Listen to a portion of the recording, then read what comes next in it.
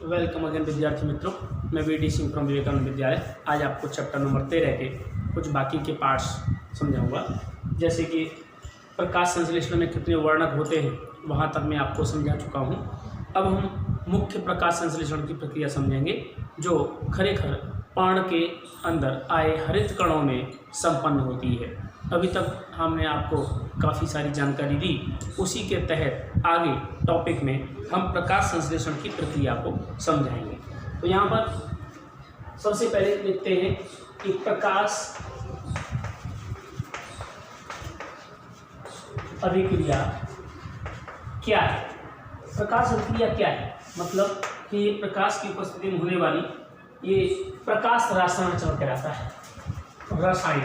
रसायन क्यों? क्योंकि प्रकाश की उपस्थिति होता है, इसलिए प्रकाश और रसायन प्रकाश रासायन चरण कहलाता है। यहाँ प्रकाश अभिक्रिया जैसे कि हमने बताया थाइलेकॉइड के अंदर होती है, तो थाइलेकॉइड मैंने चित्र बना दिया। और थाइलेकॉइड के अंदर यहाँ प्राथमिक ग्राही के रूप में इलेक्ट्रॉन को ग्रहण करने वाले यहाँ पर हरित कण होते हैं बहुत सारे। ये लगभग 250 से 400 तक अणु पाए जाते हैं। 250 से लेकर के 400 तक मॉलिक्यूल्स, अणु लिख देता हूँ, अणु पाए जाते हैं ग्रीन कलर के। ये प्रकाश के फोटोन को ग्रहण करते हैं। ये सूर्य प्रकाश है, इस सूर्य के प्रकाश के फोटोन को ग्रहण करते हैं। ग्रहण करके एक दूसरे को जिग कहीं भी किसी भी मॉलिक्यूल को देते देते ये बहुत सारे इलेक्ट्रॉन ग्रहण कर लेते हैं। इलेक्ट्रॉन ग्रहण करने के बाद ये यहाँ से इनको एंटीना के अंदर, ये एंटीना का काम करता है। एंटीना जो इलेक्ट्रॉन्स को एकत्र करता है। जैसे मान लीजिए एक मॉलिक्यूल में से एक इलेक्ट्रॉन निकला, दूसरे में से 2, 3, 4, 5, 6 ऐसे बहुत सारे इलेक्ट्रॉन इकट्ठे होते होते यहाँ पर जब इनका इकट्ठा मात्रा ज़्यादा हो जाती है तब ये उपयोग में आते हैं, इसलिए इसे प्राथमिक ग्राही कहते हैं। यहाँ पर होता है LHC, लाइट हार्वेस्टिंग कॉम्प्लेक्स। इसे पूरे कहते हैं लाइट हार्वेस्टिंग कॉम्प्लेक्स, जहाँ पर PS1 और PS2 के अंदर काम करते हैं। ये LHC यानी फोटो सिस्टम 1, फोटो सिस्टम 2 के रूप में जाना जाता है।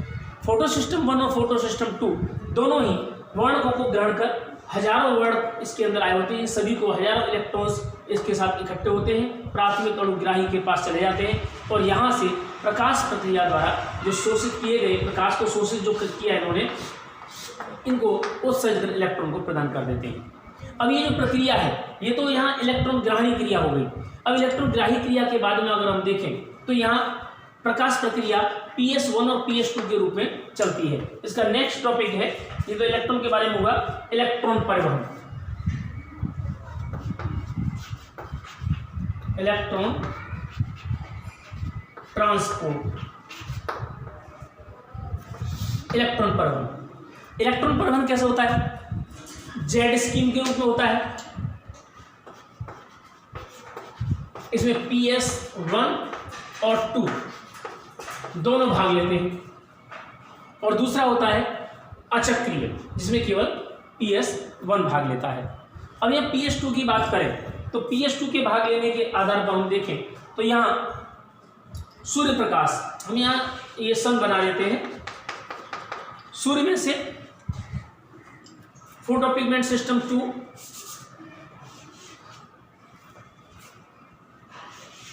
ये LHC, लाइट हार्वेस्टिंग कॉम्प्लेक्स, इसके अंदर यहाँ मॉलिक्यूल्स होंगे। अब मॉलिक्यूल्स बार बार दिखाने की जरूरत नहीं है, हमने यहाँ पर पहले दिखा दिया है। यहाँ सूर्य प्रकाश की उपस्थिति में यहाँ से सूरज की किरणें फोटोन को लेकर के LHC पर गिरती हैं और LHC में से ये इलेक्ट्रॉन ग्राही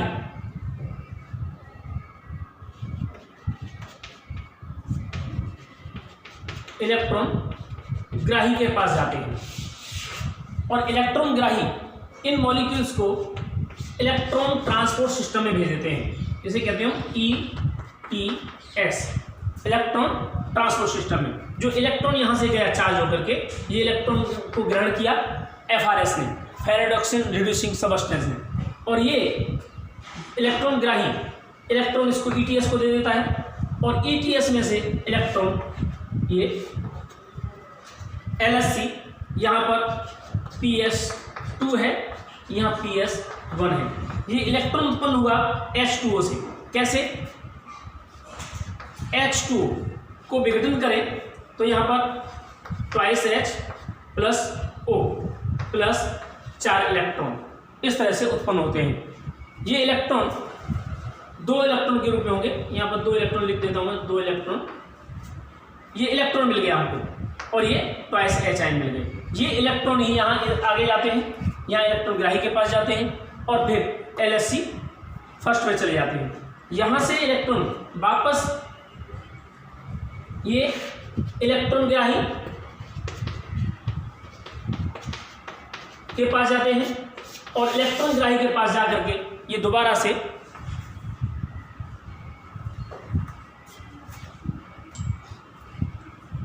यहां से फेराइड ऑक्साइड को प्रोड्यूस करने के लिए चले जाते हैं। ये इलेक्ट्रॉन ग्राही के पास गए, इलेक्ट्रॉन ग्राही ने यहाँ NADP को NADPH में बदल दिया ट्वाइस। इस तरह से NADPH बन गया। यहाँ पर ADP से ये ATP बन गया। इस प्रकार की प्रक्रिया यहाँ पर संपन्न होती है।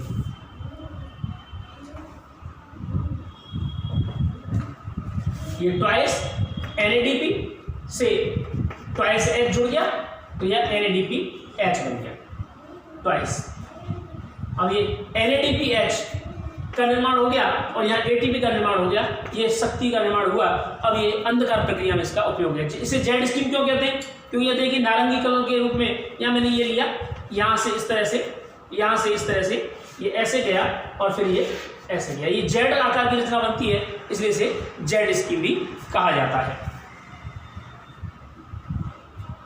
यहाँ पर पानी का विघटन हुआ, इसकी वजह से इलेक्ट्रॉन प्राप्त हुए। पानी के विघटन को हम एक तरह से और देखें, जैसे twice H2O is equal to, यहाँ ट्वाइस H को विघटन करने के बाद 4H positive plus 4 electron plus O2 ये बनता है। ये पानी का प्रकाश विघटन होता है जिसमें कुछ खनिज आयन भी काम आते हैं। ये अवकाशिका ल्यूमेन में तथा झिल्लिका के बाहर की ओर इसकी इलेक्ट्रॉन मुक्त करने की प्रक्रिया होती है। ये O2 इसी में से उत्पन्न होती है, ये प्रूव कर रहा है बराबर। तो ये इसे अचक्रीय फोटोफॉस्फोराइलेशन कहते हैं, इसे जेड स्कीम भी कहते हैं और ये इलेक्ट्रॉन ट्रांसपोर्ट सिस्टम भी कहलाता है। इस तरह से इलेक्ट्रॉन ट्रांसपोर्ट सिस्टम होता है।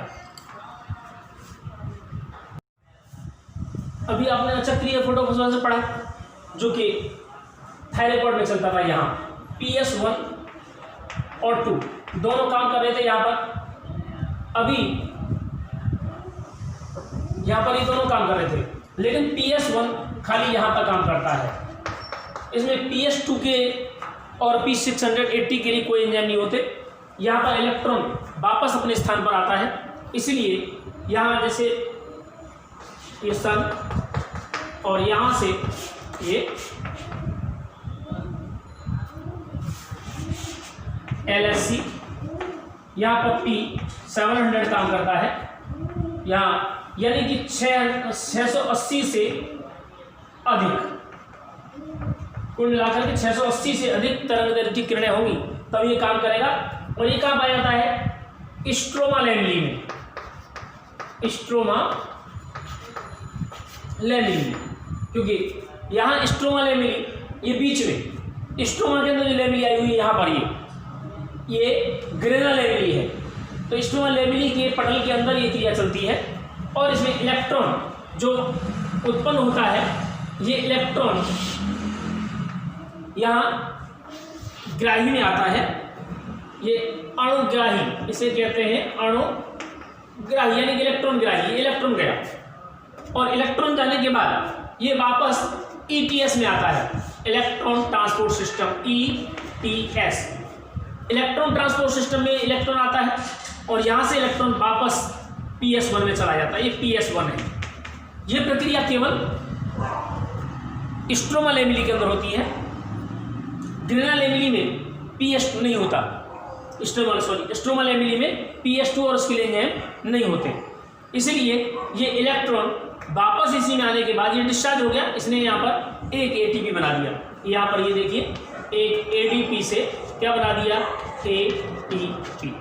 ATP का निर्माण कर दिया इस इलेक्ट्रॉन ट्रांसपोर्ट सिस्टम में, जिसमें कि ferrate oxide reduced substance, cytochrome F, cytochrome B और प्लास्टोसाइनिन। या प्लास्टोसाइनिन होता है, सारे शब्द दिए नहीं बुक में, नीट में आते।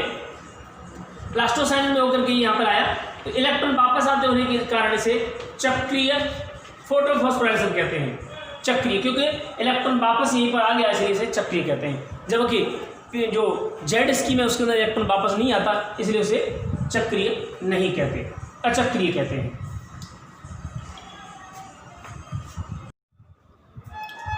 विद्यार्थी मित्रों, अब ये जो थाइलेकॉइड था, इस थाइलेकॉइड डबल लेयर वाले थाइलेकॉइड के अंदर ये प्रक्रिया हो रही थी, प्रकाश प्रक्रिया इसके अंदर हो रही थी। अब इस प्रकाश प्रक्रिया के तहत यहाँ पर H2 आया था, H2 का विघटन हुआ था, O2 मुक्त हुई थी, तो इसी की वजह से ट्वाइस H भी बने थे। अब इन ट्वाइस H और ATP दोनों को बाहर निकालने की प्रक्रिया को हम रसापरोषणी, रसोपरासरणी प्रक्रिया कहते हैं। ये रसापरोषणी प्रक्रिया क्या है? यहाँ देखिए, ये पूरा एक थाइलेकॉइड है। इस थाइलेकॉइड की मिट्टी में ल्यूमेन, इसकी थाइलेकॉइड की ल्यूमेन है ये परत। यहाँ पर PS2 होता है, PS2 और यहाँ PS1 लगाते हैं। यहाँ पर इलेक्ट्रॉन को ग्रहण करने की स्थान पाई जाती है। ये इलेक्ट्रॉन साइटोक्रोम B6 होता है। जब यहाँ पर हाइड्रोजन मॉलिक्यूल, क्योंकि पानी का विघटन कहाँ पर होता है? पानी का विघटन होता है ल्यूमेन के अंदर। जब पानी का विघटन ल्यूमेन के अंदर होगा तो ट्वाइस H यानी कि H positive, H positive, H positive, ये सारे के सारे प्रोटॉन कहाँ पर होंगे? थाइलेकॉइड के अंदर, थाइलेकॉइड के अंदर होंगे ये। और थाइलेकॉइड के अंदर इनके अणुओं को स्थानांतरित करने के लिए यहाँ सांद्रता का बढ़ना जरूरी होता है, क्योंकि थाइलेकॉइड में से इनको बाहर निकालना। बाहर क्यों निकालना है? क्योंकि इनका उपयोग भी बाहर जाके होगा, इनका उपयोग भी बाहर होने वाला है। इसीलिए यहाँ F0 और यहाँ F1 इलेक्ट्रॉन जो होगा, यहाँ से जो इलेक्ट्रॉन आया वो इलेक्ट्रॉन यहाँ से पास होकर के ATP को ATP में बदल दिया। ATP को ATP में बदलने के कारण ATP तो यहाँ मिल गया, इलेक्ट्रॉन का खर्च हो गया। लेकिन जो प्रोटॉन है वो प्रोटॉन हाइड्रोजन मॉलिक्यूल का सांद्रता ढोलांश के अनुसार, किसके अनुसार? सांद्रता ढोलांश के अनुसार, यानी यहाँ सांद्रता ज्यादा होगी और यहाँ कम होगी। क्यों कम होगी? क्योंकि यहाँ पर NADP H में बदल देता है, NADP को प्लस ट्वाइस H कर दे तो यहाँ ट्वाइस और यहाँ NADH का निर्माण हो गया। ये NADPH कब बना? जब हाइड्रोजन मॉलिक्यूल यहाँ आए, तब इसे रसोपरोषणी सिद्धांत कहते हैं, क्योंकि इलेक्ट्रॉन और प्रोटॉन दोनों को सांद्रता ढोलांश के अनुसार बाहर निकालना है। बस ये बाहर निकालने की प्रक्रिया ही यहाँ पर होती है। यहाँ पर साइटोक्रोम सिस्टम भी होता है, साइटोक्रोम और प्लास्टोसाइनिन। ये प्लास्टोसाइनिन के थ्रू ही सारे इलेक्ट्रॉन निकलते हैं, जो PS1 और PS2 के अंदर से निर्माण हुआ था। अब जब ये ATP और NADPH2 बाहर निकलाएंगे, बाहर किस में निकलाएंगे? हरित कण के स्ट्रोमा में। ये स्ट्रोमा है, हरित कण का स्ट्रोमा है, स्ट्रोमा के अंदर आ गए, तब ये स्ट्रोमा के अंदर अंधकार प्रक्रिया में इनका उपयोग होगा।